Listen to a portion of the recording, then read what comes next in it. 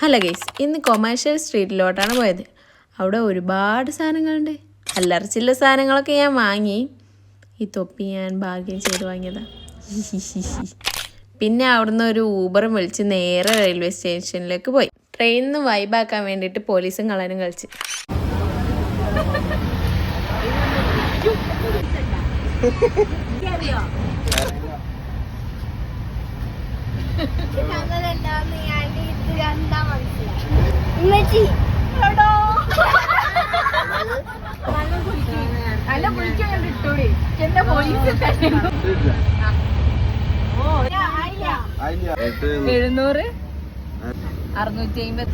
മാർക്കോടെ ഫസ്റ്റ് വാങ്ങിയിരിക്കുന്നു.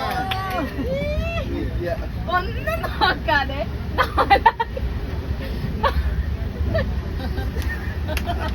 4300 മാർക്കോട് കോടി